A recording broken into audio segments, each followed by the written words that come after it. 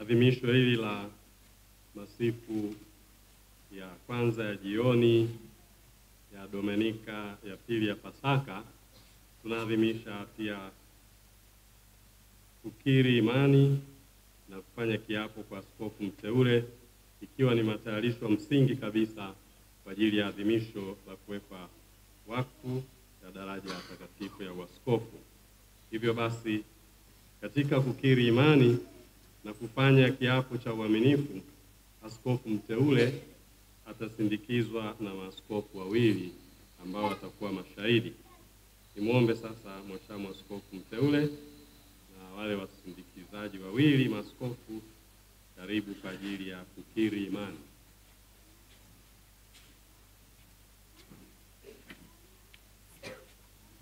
Maaskofu ndio watangazaji wa kwanza wa imani na walimu halisi waliojaliwa mamlaka ya Kristo mwenyewe. Ni jukumu lao la msingi kuwahubiria watu waliokabidhiwa kwao imani. Imani hiyo inawapasa kuishi katika mwenendo wao.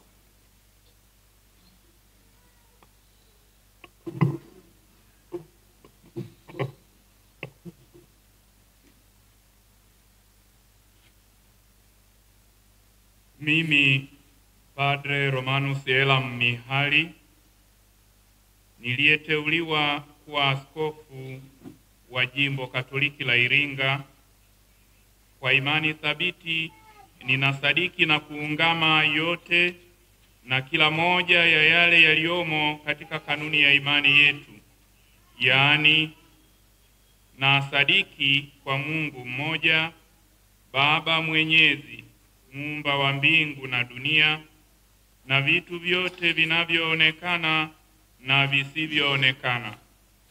Nasadiki kwa Bwana mmoja Yesu Kristo, mwana pekee wa Mungu, aliyezaliwa kwa Baba tangu milele yote, Mungu aliyetoka kwa Mungu, mwanga kwa mwanga, Mungu kweli kwa Mungu kweli, aliyezaliwa bila kuumbwa, mwenye umungu mmoja na Baba, ambaye vitu vyote vimeumbwa naye. Alishuka kutoka mbinguni kwa ajili yetu sisi wanadamu na kwa ajili ya wokovu wetu. Akapata mwili kwa uwezo wa Roho Mtakatifu, kwake yeye Bikira Maria akawa mwanadamu. Akasulibiwa kwa ajili yetu sisi kwa mamlaka ya Ponsio Pilato, akateswa, akafa na akazikwa. Siku ya tatu akafufuka kadiri ya maandiko, akapaa mbinguni, ameketi kuume kwa Baba. Atakuja tena kwa utukufu kuwahukumu wazima na wafu, na ufalme wake hautakuwa na mwisho. Na sadiki kwa Roho Mtakatifu, Bwana na mleta uzima, atokaye kwa Baba na Mwana, anayeabudiwa na kutukuzwa pamoja na Baba na Mwana, aliyenena kwa vinywa vya manabii. Na sadiki kwa kanisa moja takatifu Katoliki la mitume, na ungama ubatizo mmoja kwa maondoleo ya dhambi, na ngojea na ufufuko wa wafu na uzima wa milele ijayo. Amina.